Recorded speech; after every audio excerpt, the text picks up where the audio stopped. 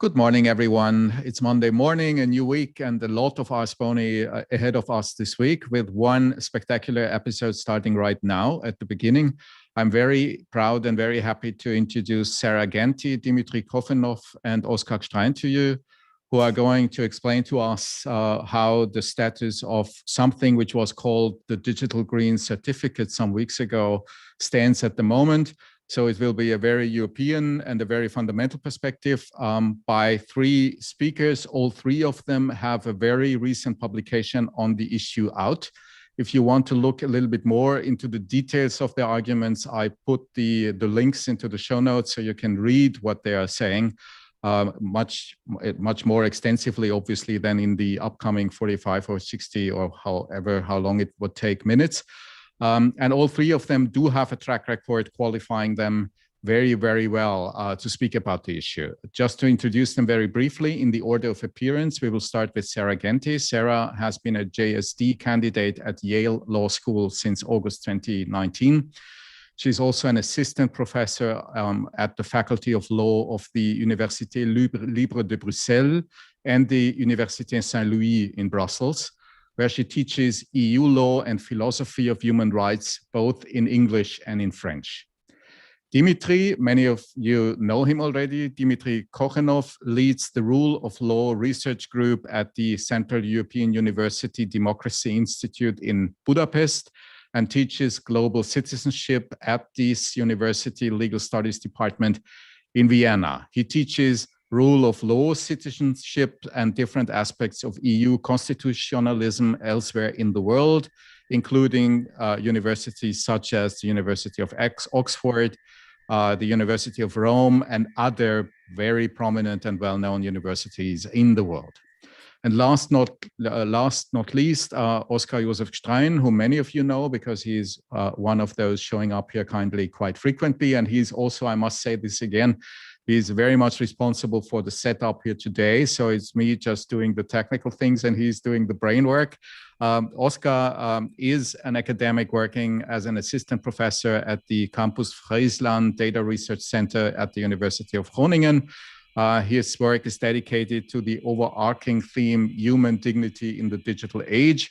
The background he has is both philosophy and law. And I'm proud to say again, he's Austrian by nationality. So we are fellow compatriots here, which is not important, but still worth saying perhaps. Thank you to all three of you to come here this early in the morning. Sarah, as you are new to this debate that we are having here, perhaps we could start with you. Could you briefly give us an overview about your thoughts on the issue? Thank you. Thank you so much, Nicholas, for the kind invitation. I'm very happy to be so early with you on this Monday. So yeah, actually today I would like to base my argument and my talk on a paper which is going to be published soon in the European Journal of Risk Regulation. And I would like to show you that these vaccination passports or vaccination certificates are actually a slippery slope towards exclusion and stigmatization of the poor. So we usually speak about vaccination passport, but actually I will refer to it as vaccination certificates, because these certificates are not only required to travel, but also to access services. And it's a problem towards poor people or socioeconomically disadvantaged people. So we know the principle, like you get a passport or a certificate if you have been vaccinated or if you have recovered and you can prove that you have recovered from COVID. And in some case, you can also prove a negative test, but it's valid only for a short period of time. And in this context, some authors, such as Mark Hall and David Stewart, have argued that this vaccination certificate are a necessary step to return to a pre-pandemic life. And I would like to challenge this view. I would like to challenge this view and to question this vaccination certificate, especially regarding some precarious people and some socioeconomically underprivileged people. So one observation first is that socioeconomically disadvantaged people are the most affected by the COVID-19 pandemic. And by pandemic in general, it has been shown in the previous pandemic, for instance, the Spanish flu of 1918 or the H1N1 flu of 2009, whether it was in Norway, in the US, that the working class was mainly affected by this pandemic because they're among the at-risk groups because of their worst state of health, because of their living conditions, because of the nature of their work, which exposed them more to the virus, because they have more difficulties to access the health system, but also because of the lockdown measures taken by the government. Not talking about all the illegal migrants, so workers working in informal sector who lost their job and didn't get any social protection. And we even saw that regarding the COVID-19 pandemic, that there were sanctions taken towards people, and some neighborhoods, for instance, in Paris, in Saint-Denis, where mainly underprivileged people live, but who are overrepresented, about ethnic minorities or with people with a migration background, were much more controlled and sanctioned during the lockdown measures. So we see that they are mainly affected by this pandemic. And in this context, if vaccination is an important way and step to protect them, we can see that these people are less likely to be vaccinated. Why? Firstly, because of practical and administrative obstacles. There is also a higher vaccination hesitancy, and they also tend to mistrust mistrust the health systems because they have been experiencing long-standing discrimination. So we see the example of the Roma community, for instance, in Hungary, Black people in the UK and in the US, or also the Bedouin community in south of Israel. So all of this has been researched and proved. So we see that poor people tend to be less vaccinated from a general perspective, and even irregular migrants, for instance, are excluded or at least not included in the vaccination plans. And beside the question of vaccinations, even when they can get the vaccine, they face some difficulties to access the certificate, the vaccination certificate, because of the general divide, of the digital divides, because they have more difficulties from an administrative point of view to access all these documents. And this is even exacerbated because of the fact that we might need to repeat the vaccination throughout time. So we see here that there is a difficulty on the one hand to access the vaccination, but on the other hand also to get the certificate itself, the document. So what is the consequence of this? What is the consequence of the fact that these people are less likely to be vaccinated and less likely to get the certificate? So as I explained, these certificates are required for cross-border travels. So here you can tell me, yeah, but poor people tend to travel less than rich people or wealthy people. But it's true in a sense in the EU, but at the same time, we also see that there are a lot of low-skilled people migrating from Eastern Europe to Western Europe. Low-skilled people are mainly, and which might face some difficulties to overcome these barriers of vaccination and vaccination certificates. More specifically. But we also see that these certificates are used by private and public actors for other purposes. And we see, for instance, that there is some gaps in the law and in some regulations, such as in Israel, where employers have put in place some entry restrictions or even terminated the contract with some workers because the workers were not vaccinated and didn't have the certificate. And so we see here that because there is basically nothing which is ruled and that the law doesn't say anything about it, some private actors take some kind of freedom to exclude some low-skilled people who are not vaccinated from the system. But we also see that regarding some public authorities who take some measures. So it's not part of our daily life, but at least in Hungary, I myself don't have yet a vaccination certificate, and you are excluded from some services. So you cannot enter some cafes, some restaurants, museums, etc. And so the question is that, but what services will require a vaccination certificate?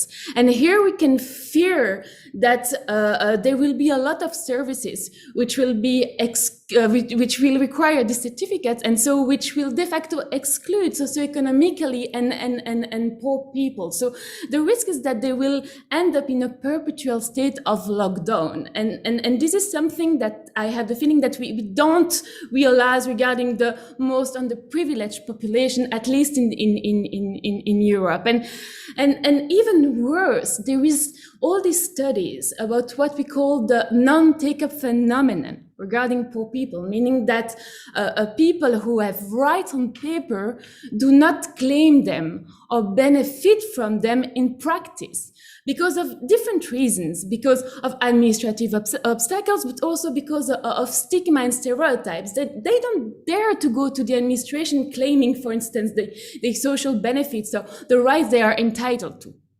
And the risk with these certificates, even though some services do not require such certificates, what can happen is this non-take-up phenomenon. For people who feel stigmatized and feel that they are not entitled to claim rights because they don't have this certificate. And this is a real risk that we face here with this vaccination certificate. So now that I draw and I explained to you the situation, I think, which is very important regarding the risk of this certificate for poor people, I just would like to maybe to finish and to take 2 or 3 minutes to ask with you the questions, but is it actually compatible with human rights law? Is it compatible especially with the European Convention on Human Rights? And here we can ask the question whether poor people are not discriminated against because of this system of vaccination certificates. And what I claim in my paper is that actually this is likely to discriminate against poor people, not only because poor people, there is an indirect difference of treatment regarding poor people, meaning that these are neutral measures which apply to everybody in the society, but poor people are likely to be much more affected by these measures. But there are also direct discriminations. Let's take the example of Denmark, for instance, which required and which imposed very important and prohibitive fines if you don't respect these measures regarding the vaccination certificates. These fines are likely to target and to have a much bigger impact on poor people than the rest of the population. And these fines, like in Germany, for instance, or the US or Switzerland, when you don't pay your fine, you are likely to be sent to jail. So it was the example in a recent case of the European Court on Human Rights, where a beggar who wasn't allowed to beg, basically was fined and wasn't able to pay her fine, and so was sent to jail. And so this is a reality still in Europe here that we have to be aware of. And of course, not all differences of treatment are disproportionate and will be considered by, for instance, the European Court on Human Rights as being illegal and disproportionate. But I think it's still very important to ask the question whether actually this vaccination certificate are necessary. Are all the activities conditioned by a vaccination certificate likely to increase the public health risk if a section of the population participating in them are not vaccinated, for instance? And if so, are there not less intrusive measures than certificates to achieve the same aim? For instance, we could think about a combination of distancing policies and an information campaign on vaccination. And it's even I think it's even more important to ask this question because even the World Health Organization still like declare and said that there is a number of scientific unknowns about the effectiveness of the COVID-19 vaccines. The vaccine is, of course, effective, but there are still some unknowns about it. And so here it's very important to say, but are actually these certificates necessary? And when we see the situation of poor people, like poor people tend to be much more excluded by the system than included in the system and being able to come back to a pre-pandemic life. And so I would just maybe end my talk here now, and we can talk more about it later, and I will be very happy to answer all these questions. But I really wanted to show you here that we tend to, these people are at the margin of the society and tend to be invisible, and we need really to make them visible and to ask the question, but actually the vaccination certificate might be counterproductive when we think about them. Thank you, Sarah. May I just ask you one question here, which is in my view evident, because if you look into the European attempts, I think one of the key assets of these attempts are that vaccination is just one option to receive the certificate. There is another one, which is that you are tested, as you know, and the third one is that you are immune. Would that change anything in your argument? No, it wouldn't change anything, because, and I guess that Dimitri will speak more about it, but when we actually take the digital green certificate, there was an amendment by the Dutch government because I think that first, like they just wanted to make the possibility for this test to be for free, and actually this provision was deleted from the regulation in the end, and so these tests are very costly. Like they can cost up to 120 euros, and these are prohibitive costs, which for people are not able to pay. And so I don't think that it changed anything in the argument, indeed. Okay, thank you so much. Dimitri, you already mentioned here. So I really liked, if I may start with this, your title very much, which is The Commission Against the Internal Market in EU Citizens' Rights Trying to Shoot Down Sputnik with the Digital Green Certificate. So that's a very, very clear language, I would say. Please, is there anything that changed in your view since we met last time? It's a delight to be here, Nikolaos. Thank you for the invitation. So the title is actually the title of my paper in the European Journal of Risk Regulation, and all the three of us are in the same special issue that that Luisa, who was with us last time, co-edits with Alberto Limano. So it's an honor again to speak ultimately about the same, especially given that there have been some changes, and those changes unfortunately have been to the worse. So what Sarah mentioned already, it was not, just to correct, it was not an amendment proposed by the Dutch government. It was an amendment proposed by the European Parliament, or at least discussed in the European Parliament. And what I would focus on today is the set of other amendments, because the European Parliament, instead of helping Europeans and helping the internal market, actually tabled such obscurantist and bizarre amendments that it looks like it's even more minded than the Commission in order to fail all of us. And I wonder why do we elect those guys if they have this kind of strange perspective in mind? But of course, there was an exception, and that exception was the idea that testing should at least be, or the costs of testing should at least be somehow tamed, because from member state to member state, it can vary from 0 in France to more than 100 euros in plenty of other member states. And if you are not vaccinated, and once again, vaccinations are not up to the people themselves. This is the health policy of each particular member state. So you cannot choose to be vaccinated if you are not in the right age bracket, and if you are not yet invited. It means that your age and your risk group will determine essentially how much tax you will need to pay, this new health tax, in the case in the states like Denmark, like Hungary, and plenty of others. So if that health tax is in place, then taming it is a good idea. And then the Dutch government, what Sarah referred to, actually referred to the government referred to the interests of the testing industry, giving the testing industry whatever that means. Did it exist before the pandemic? Like what makes it so vital, actually? So giving the testing industry priority over the rights that you or I or anyone in Europe might hold and consider vital. And this is not the right approach, probably.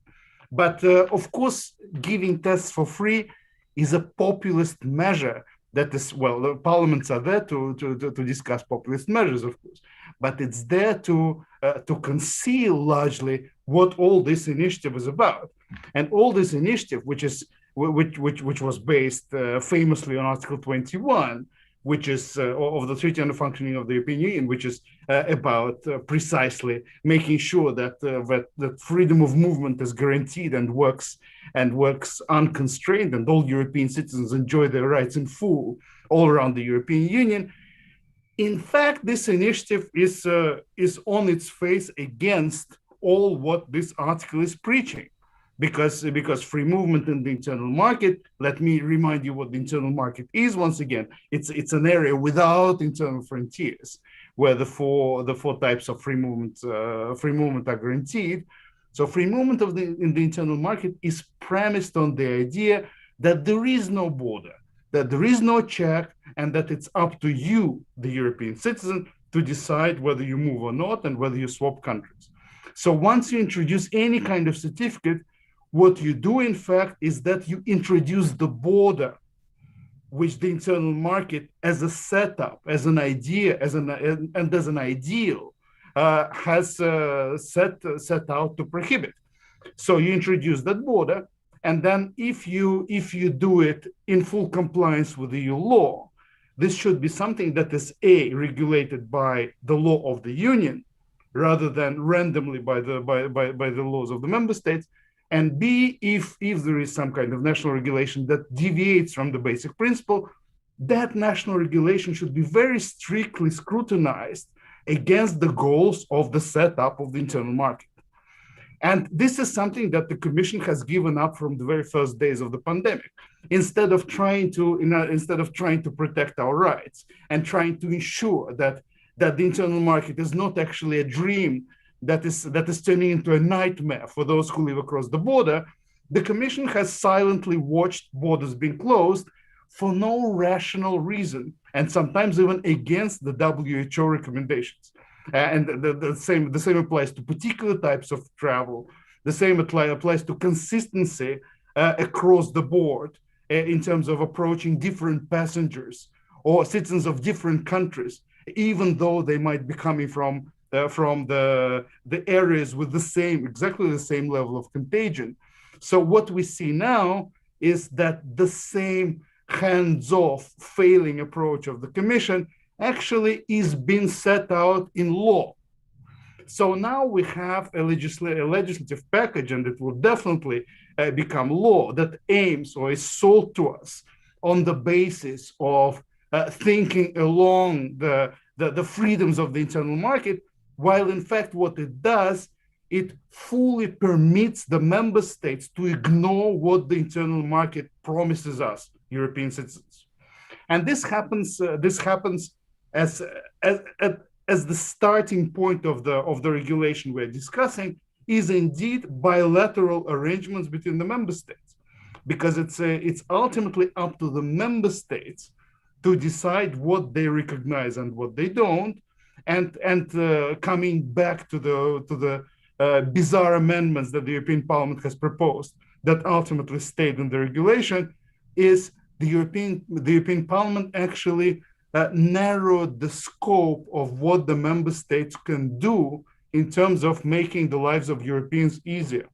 So in the initial proposal that the Commission tabled, it was up to the member states to recognize each other's certificates and to issue certificates based on the national grounds, which could include, for instance, some of the vaccinations with the use of the vaccines which are not approved by the EMA, or which would not be necessarily administered by other member states. And now, after European Parliament's amendments, this is something that the member states cannot do. So you cannot simply, the reality is that the new text prohibits, for instance, the Hungarian state to issue me with a certificate of immunization based on a vaccine which is not WHO approved and which is not EMA approved, which is only approved in Hungary.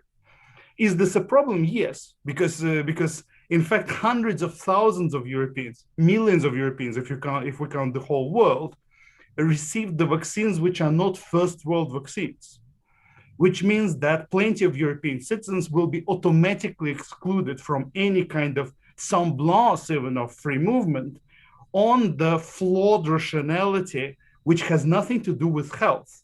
Because if you are excluded from free movement based on the fact that you're fully immune, but you have received the vaccine, which some of the member states don't like, and which does not yet get the full green light from the EMA, although scientists are unanimous saying that the vaccine is actually effective, it means that geopolitics plays the role here rather than health considerations. So the digital green certificate, or whatever we call this passport, is actually going against the rationality of the internal market, and B, it substitutes health reasoning and the strict interpretation of exceptions from the internal market basics with geopolitical approach to vaccinations that is sold to us as public health. This is something that is absolutely and utterly unacceptable because it goes precisely against what is there to be protected by the internal market and by the European Union. So I think here, when we speak about the digital green certificate, we see the continuation of the worrisome pattern of the Commission entirely failing on the job, because the internal market, at least for citizens, is now replaced with some really strange Russophobia that fails to look into our veins and see whether we are actually a danger to public health or not. And the very last point, of course, what is done is very dubious from the point of view of the law. And the paper I'm speaking about, on the basis of which I'm making these remarks, is co-written with Jacqueline Viraldi from Cambridge, who is almost done with a PhD on precisely putting medicinal products on the market. And we have looked at the rules, and the rules are quite clear. In fact, you do not need the EMA approval in order to have a particular medicinal product in lawful circulation in your member state. This applies to aspirin. Well, aspirin has the EMA approval. It applies to whatever a country can lawfully start marketing to its citizens and other Europeans, and this includes vaccines. So if one of the member states has lawfully put on the market one of the vaccines which are not yet EMA approved, this is something that is green-lighted by EU law. And to say that that country now is not authorized to issue the digital green certificate or the whatever passport is necessary in order to travel across borders to its citizens who receive that particular product, which is marketed fully in line with EU law and with national law, is in obvious contradiction with the very premise of how medicinal products are marketed and put in the market in the European Union. So it's really a disaster what's going on, and I think plenty of us Europeans expected much more from the European Commission and especially from the European Parliament, because instead of these populist amendments that say let's put testing for free, the Parliament could say, wait a second, but where is our internal market? And I stop here. Dimitri, that's very interesting in my view, your remarks in many ways. And I would like to ask two very simple questions. The first one is, if you say, if I understand you correctly at the end, you say that it's not only a political assessment that this is unacceptable, but that it's also in breach of European law as it stands at the moment. And my question then, if I got you correctly, would be, what to do about that argument now? Do you think that this will be taken in the political process now, in the final drafting of the document? Or do you think that this is something which needs to be reviewed probably after it came into force? And if so, how would that happen? Who would be the institution bringing this in front of a European court? That would be my first question. And the second one is more a political one. I mean, the key argument in my reading of the Commission was that member states had started to deliver all different kinds of restrictions on travels, and that this would be the necessary attempt to make traveling in principle again possible, and with all the problems that you rightly mentioned. However, what would have been, in your view, the alternative for the Commission? What would have been the right way to go, seeing the situation that there is no free movement since March 2020 in Europe, period? The Commission is the guardian of the treaties. So it sees everybody spitting on the treaties for no reason whatsoever. Instead of guarding the treaties and telling those who ignore our rights as Europeans that they might be wrong, the Commission is trying to introduce the spitting rules, which would actually be based on mutual recognition between the member states, and which by definition ignore the starting premise of EU law. So, and the Commission is the guardian of the treaties. So who should actually enforce the law? If I read the treaties, the answer is very clear: the Commission. But the Commission has absolutely failed in this role. So it's trying to accommodate the idea of European law to the unfortunately incompatible idea of national regulation, which is not rational and which is not based at all on the imperatives of governing the health situation in Europe today. So we are sold this idea of a new document that is necessary in order to make free movement possible, under the premise that by deviating from the basic ABC of the internal market, the member states are actually fine in doing that, as long as that could be somehow tamed in conversation with the Commission and among themselves. In fact, this is not fine at all. So what we're viewing is, on what we are seeing is waving goodbye to the idea of the internal market, which is based on a strict interpretation of deviations from it, which also had to be rational. So now we said goodbye to rational regulation, and we said goodbye to supranational level rights. And who will be bringing it to court? Well, it's a very difficult question, because ideally you would never hope to have an internal market themed instrument of secondary legislation that actually, as the starting premise, attacks the internal market at its very heart. This should have never happened in the first place. And then, given that it's so obviously against the internal market, I'm sure there will be ways to challenge it. But ideally, it should be the responsibility of the co-legislators already at the stage before the entering of that document into force, to make sure that we should not be speaking about legal enforcement and going to court. And again, to return to your remarks, given that for a whole year nobody thought about the internal market at all, and that the Commission has not played any role in making free movement possible, it will be very, very difficult to come back to normal. So then, even if litigation is successful, there is no guarantee that success would simply not be ignored by the member states, who are not anymore used, and a year is a long time apparently, to the idea that EU citizens can travel freely. So it's really a disaster, but this disaster is fully sanctioned by the Commission failing on the job. Thank you, Dimitri.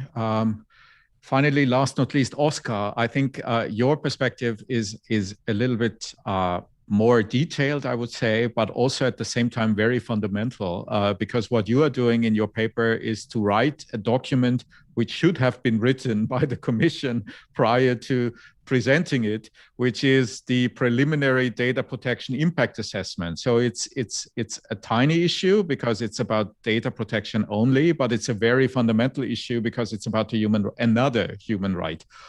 Oscar, would you give us an update where we stand at the moment with your thoughts and also with the privacy impact assessment? Yeah. Thank you very much, Nicolas, for inviting me, and also to my colleagues here. The remarks have already been excellent. So what I will try to do in the next couple of minutes is really focusing on the data protection and privacy perspective. But I think in the end, with my overall assessment, I will have a way of connecting that again to this internal market discussion. Because I think we reach more or less the same conclusion. But let me now start with the data protection and privacy perspective. So what has happened since, what was very influential, I think, since the proposal was initially tabled by the Commission, was that there was a joint opinion by the European Data Protection Supervisor and by the European Data Protection Board. Now, those are, in summary, the data protection authorities in the EU that really matter. So that's the national supervisory authorities and the supervisory authority on the EU level. And they were actually very critical, especially whether the Commission has already substantiated enough the proportionality and necessity of the proposal. And what was quite interesting actually through the peer review process is that I got the feedback that my draft was very well written, but that I somehow missed the point because the impact assessment needs to be carried out on the national level. But what was interesting then with the updated version that came from the Council and the Parliament now that was presented that we're discussing, is that all of a sudden, out of nowhere, Article 9 disappeared, which clarifies that the General Data Protection Regulation is applicable to this Act as it stands, and that has a lot of those clarifications that were missing at the start. So it seems now that there is some sort of reaction and realization, and I guess that's based on this intervention by these European data protection authorities, that, for example, clarifying GDPR is applicable, clarifying the purpose that it should only be for the pandemic, clarifying that it is that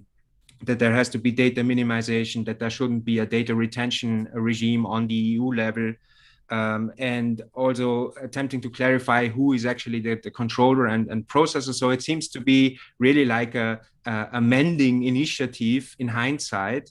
And I also have the feeling that the European Parliament, in this respect, actually try to clarify this so that this commitment to data protection would be clear. And then what is also another, in essence, positive point is that it is clarified now that no data which is relating to this European digital COVID certificate, as it is now called, is flowing outside the EU. However, I would say there are two problems, and I start with the more technical one, and that is that increasingly there is a realization that there is a big problem with forgery when it comes to these sort of certificates. So how do we get them secure in the first place? Because at the very beginning, a lot of security and information people said, just use paper, right?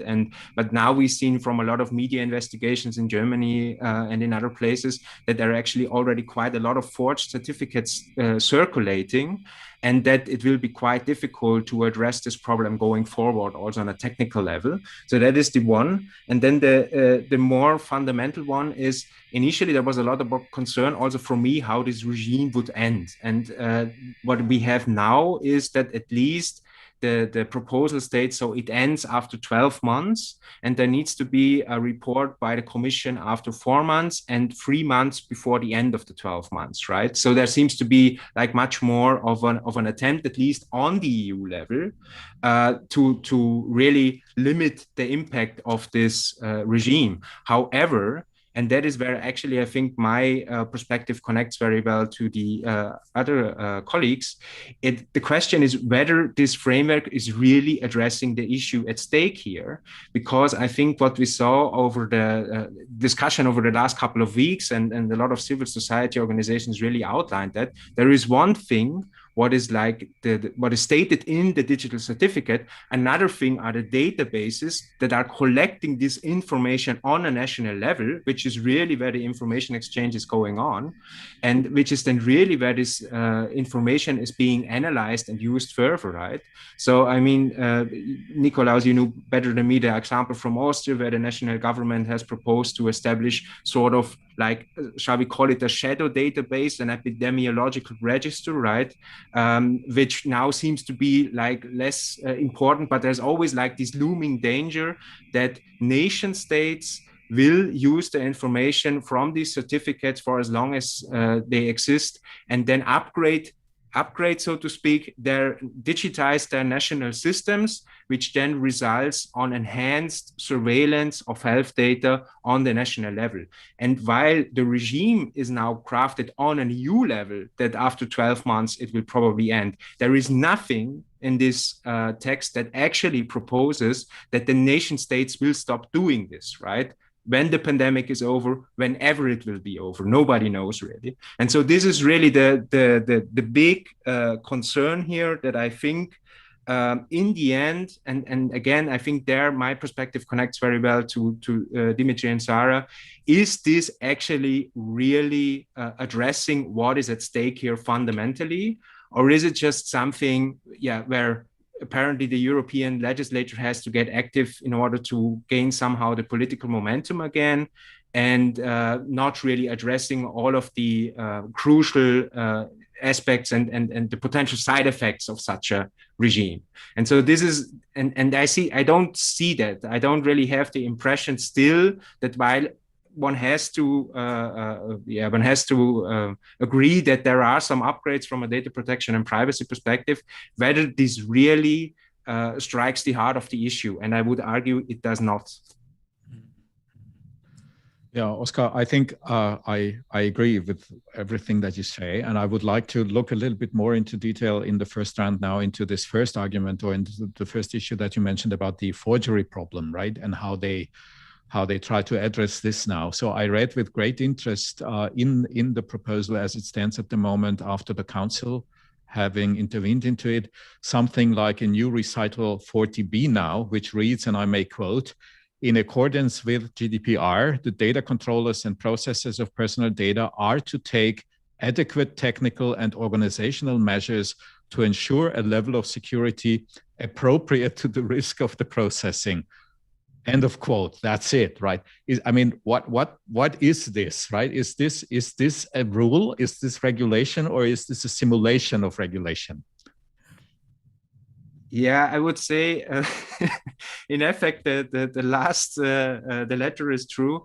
To the credit of the Commission and to the whole system, so to speak, one needs to outline that there are also technical guidelines which are being worked on, and there is some from this e-health network that exists, exchanging information. There is some increased guidance, but the problem is there again, and this is also something that we discussed the last time. This is so rushed that even people who are working on this process is similar to the COVID tracing apps that we saw last year. This is so rushed, it's almost impossible not to get it wrong, right?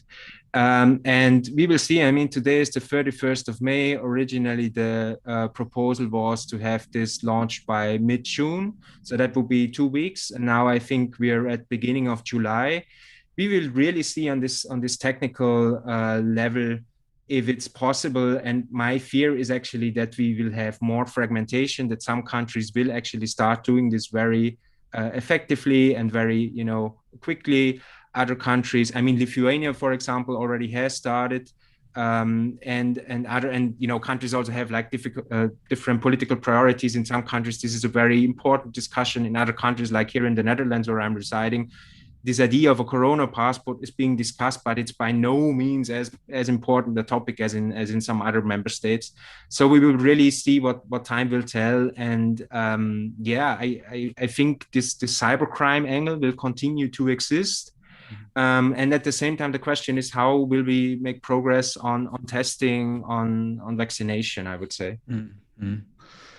Okay, so then question probably to all three of you. I mean, if I understand Oscar's second argument well, I think the argument that he is making, and also Dimitri and also Sarah, all of you did this argument, is that we are changing some of the fundamental principles of European law and some of the fundamental principles how European fundamental rights are protected in a rush, in a rather, I mean, probably not in the most important area one would have expected 6 months ago.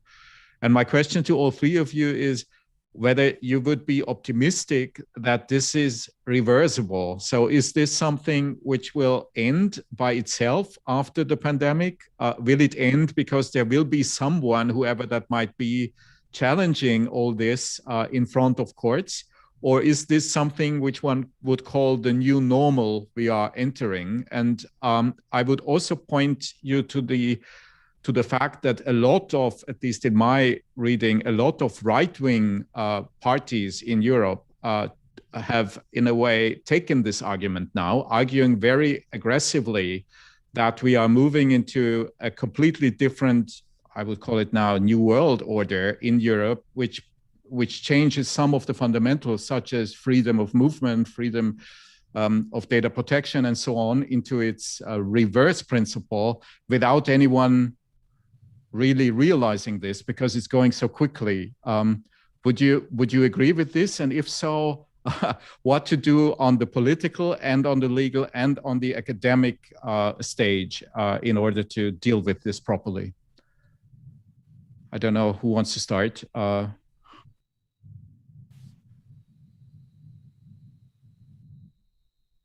Oscar, I think you speak, but I can't hear you yet.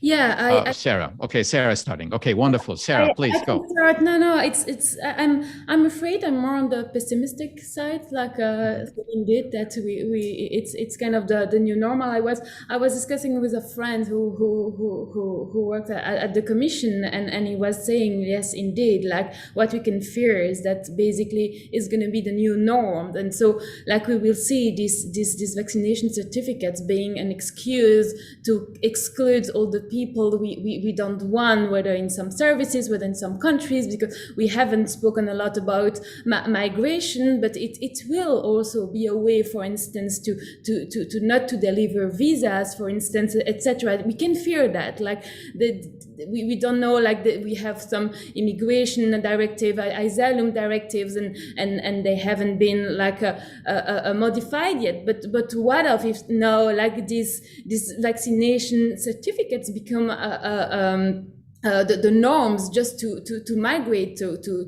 Europe, or just to move to Europe. So the risk indeed to me is that it becomes the new norms, and it is used by the governments, not in a health public goal, basically a public health goal, but for other purposes which are not declared. And so this is indeed, and we see it with, I think that we don't know, because as Oscar like very well described, like there are a lot of things which are not explained and not made explicit, and I guess that themselves they sometimes don't know, but indeed I would fear that it becomes you know, I don't know what Dimitri and Oscar think about it, but it's and even like we also see, once the system is in place, like if it's challenged before courts, will they dare to basically consider it totally illegal, and that we need to basically come back to the previous situation? I wonder. I don't know. I'm curious about Oscar's and Dimitri's view on that. Yeah, but Sarah, may I ask you what you personally will do now? Will you continue writing about the issue, or will you participate in an NGO? Will you try to set up a court claim, or what will be your personal answer to all this?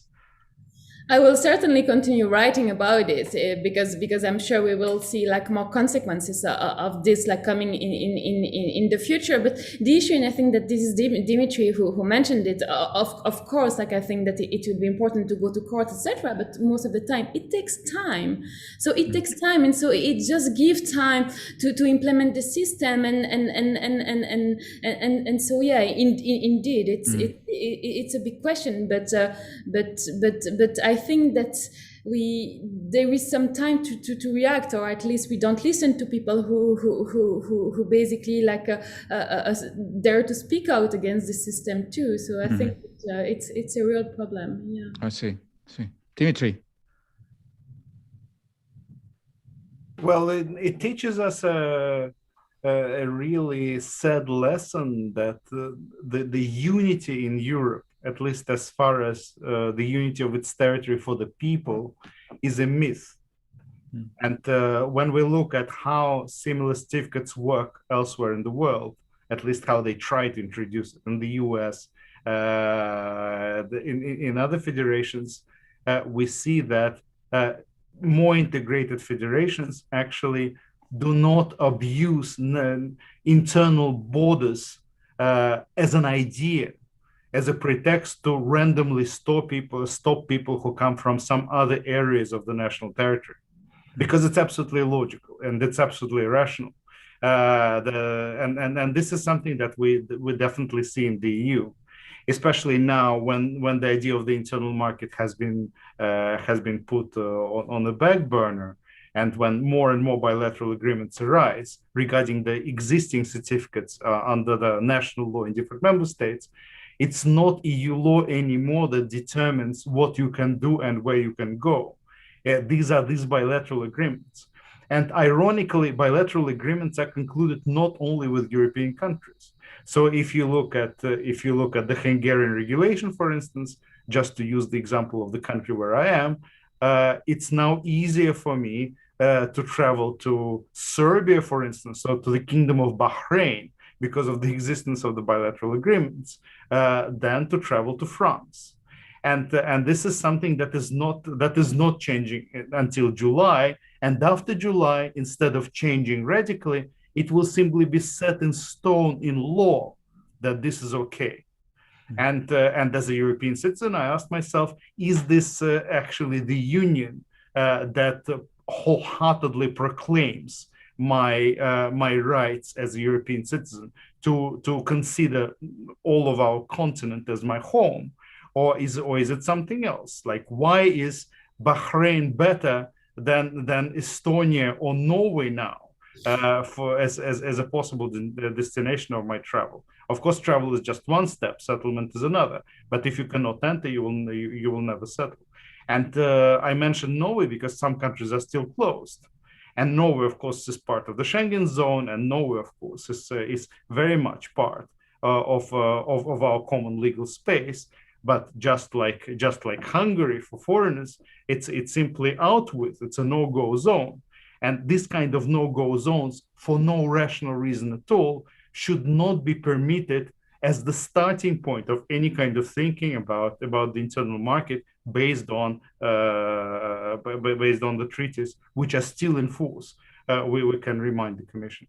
So it's a disastrous situation which opens the doors to the extreme right in all the member states suddenly to contemplate the world which is based on barriers and petty nationalisms rather than the proclamations of equality, dignity, and mutual respect. Mm-hmm. Dimitri, may I ask how you see the situation in the political debate in Hungary? I mean, is anybody caring about this? Or is it just a rather obscure topic, like, as Oscar, if I understood him correctly, said about the Netherlands? So it's interesting to speak about the political debate in Hungary, which is the first member state which is not a liberal democracy. So the European, in accordance with the most renowned NGOs, so the European Union does not face problems only in terms of ensuring that free movement in the internal market is guaranteed. There are more fundamental problems. And here we do not only speak about the apparent difficulties in enforcing the rights which the treaties proclaim, but also about the apparent difficulties in enforcing the values and the basic principles that the treaties proclaim, namely all what we find in Article 2. Mm-hmm. So if there are now member states which are not liberal democracies, which is the starting premise of thinking about the EU, then Pandora's box is open, allowing us to question what is the union for, and what is the union of.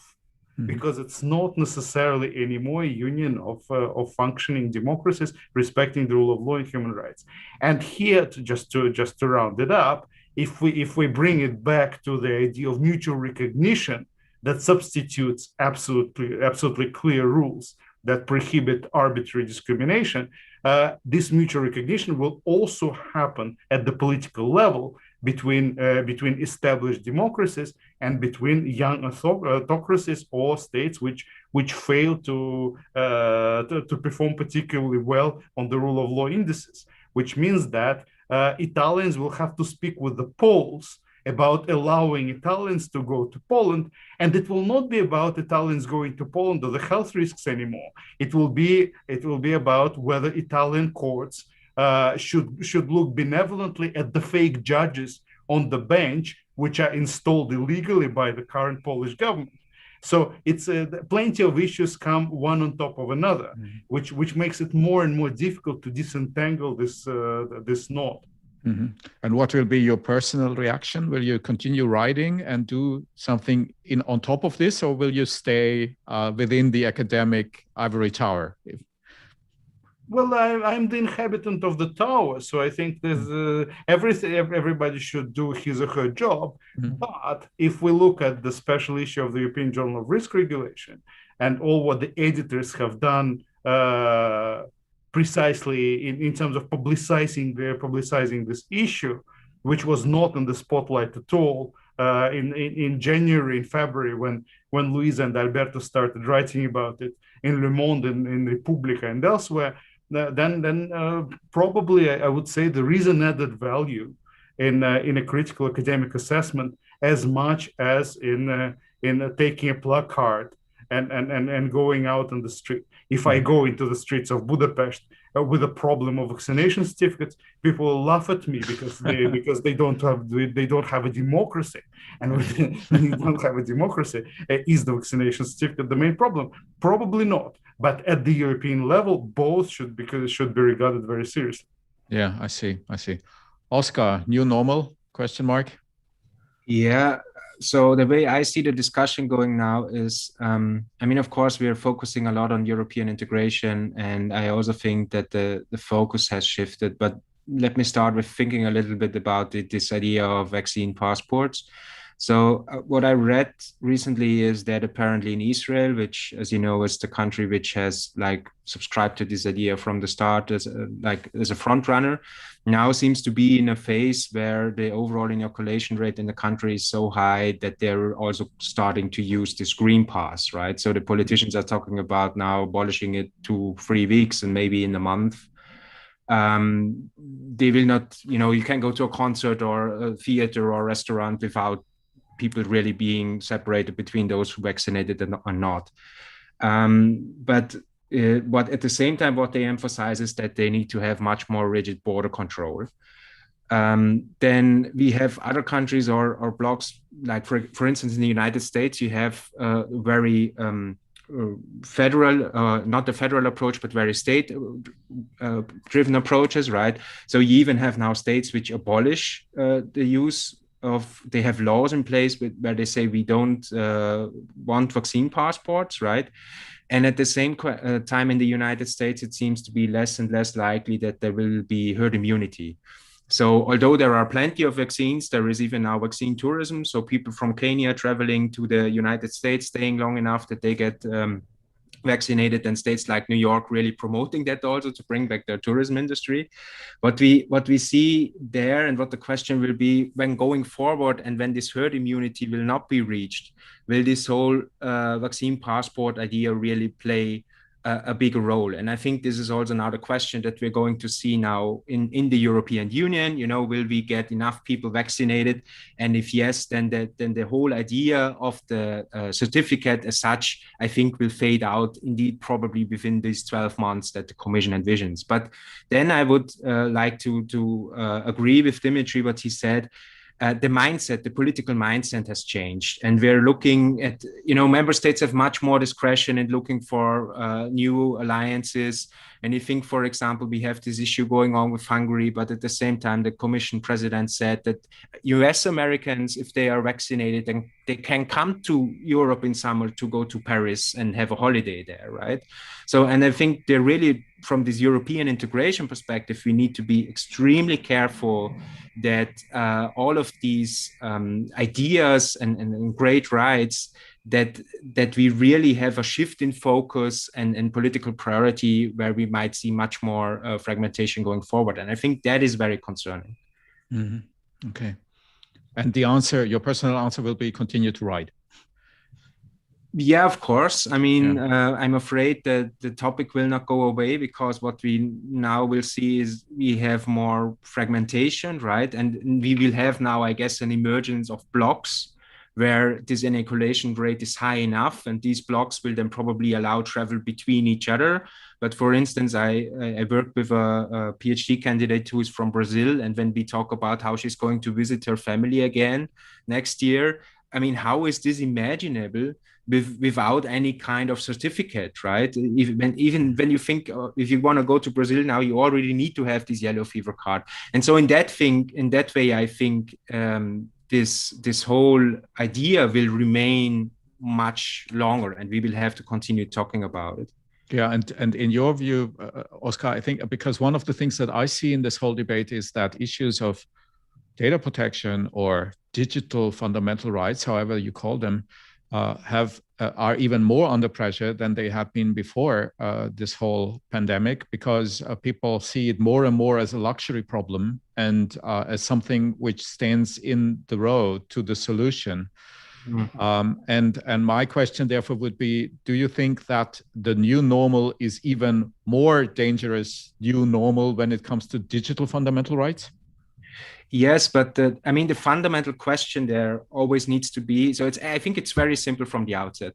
When you get a credential to prove that you are vaccinated or tested or whatever, is it really to enable you to go somewhere, or is it to track you, to track that you are not a threat? And if you, as long as the enabling character is very, very dominant, as long as it's just showing a card and then somebody's checking it and then you're gone and there will be no data trail, then that's fine. But that's unfortunately not the direction that we are heading with those systems. And I think there's really lots to do on a technical level, an organizational level, and also societal level to get to that state. I see. Yeah. Dimitri, you raised your hand. Yes, Nikolaos. So the threat, just to build on what Oscar has just said, I think the threat for us is the redundancy and absolute irrelevance of European level of regulation, where Europe has to play a strong role. And I give a very clear example. This European vaccination passport allows us to admit foreigners who are vaccinated with the vaccines which we like. For instance, Americans who can come on vacation to Europe with a certificate which will be recognized at the supranational level. But this is an absurd perspective in a situation where that's not the only certificate that the member states will be recognizing. So the majority of my Russian friends are already in Greece.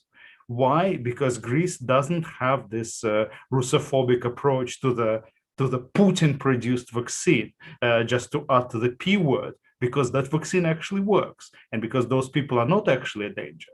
So by excluding the tourists from 2/3 of the world and inviting the tourists from 1/3 of the world, the European Commission is basically signing off its own irrelevance certificate, because the member states will not be following what the Commission wants, and the co-legislators, of course, but they will be doing what is better for the economy and what they think is rational.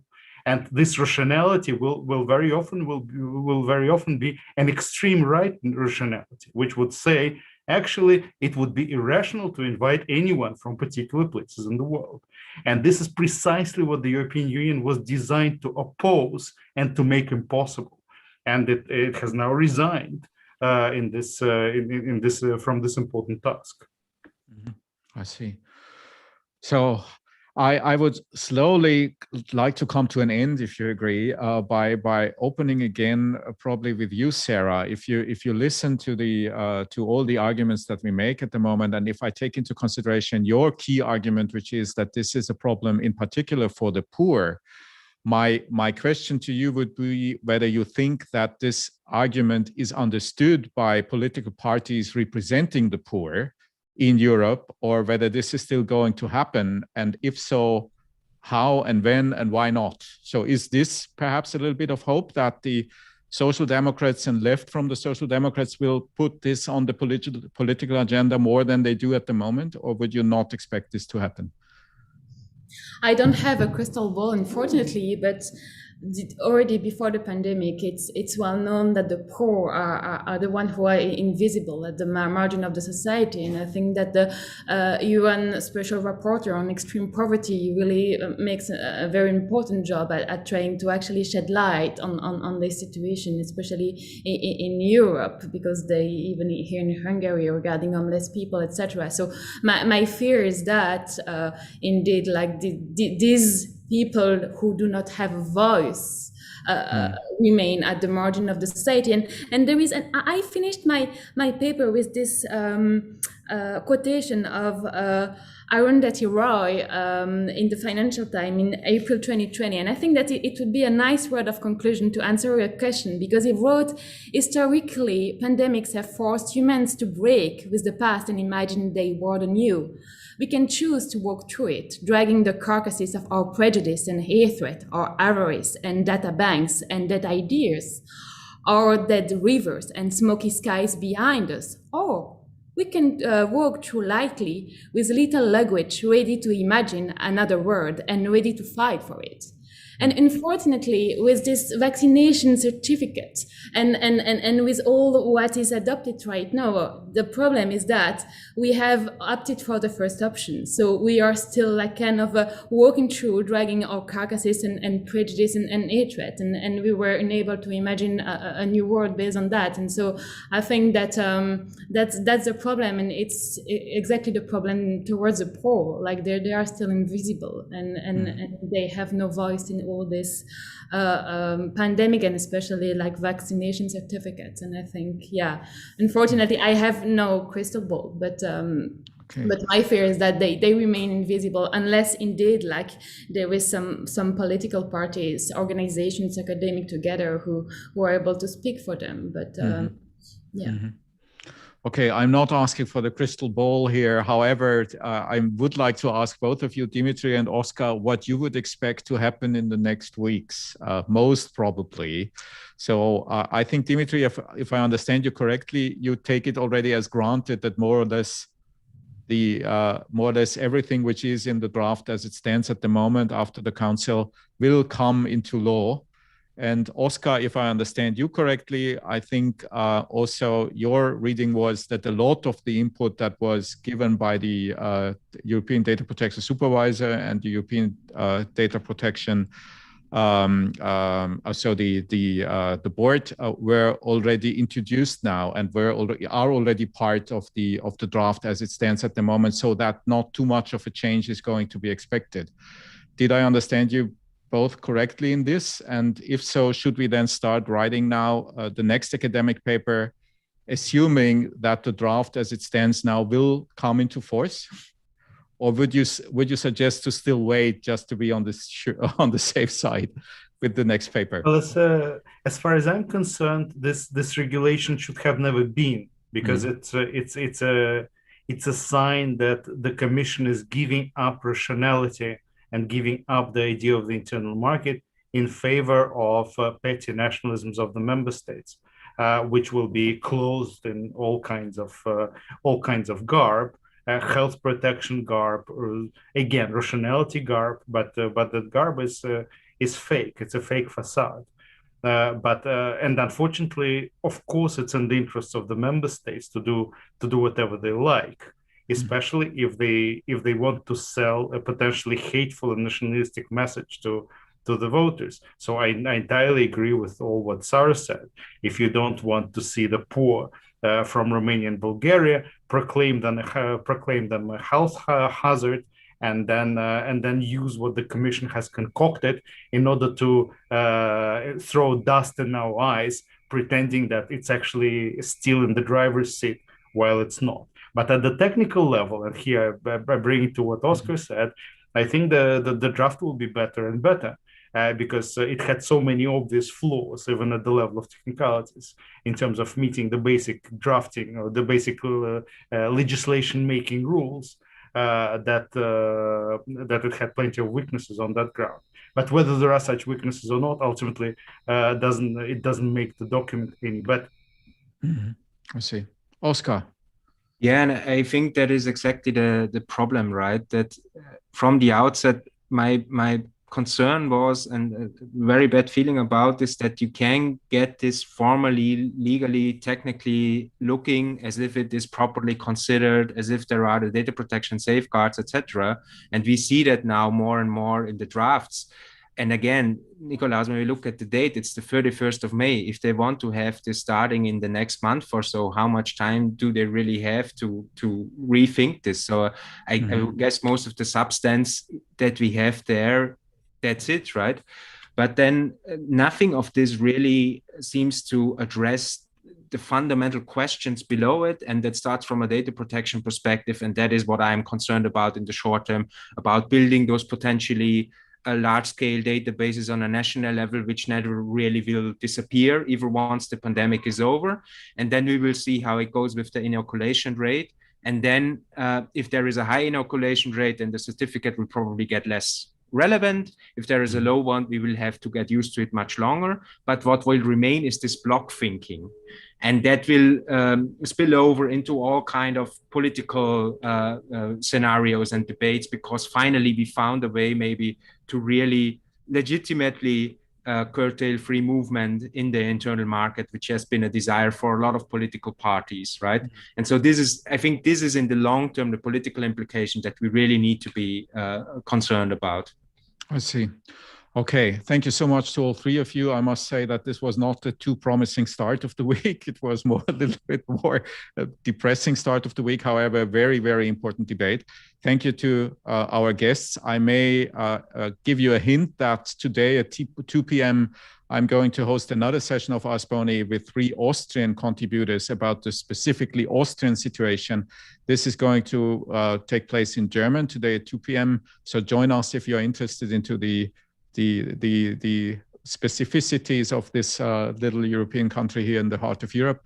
I appreciate your presence. Thank you to our speakers. Thank you in particular also to Oscar once again for helping me in building this up. I really appreciate this. All the best to all of you. Have a wonderful week, although there are so many problems ahead of us. And in particular, and most importantly, stay as healthy as possible in the near future. All the best. Take care. Thank you.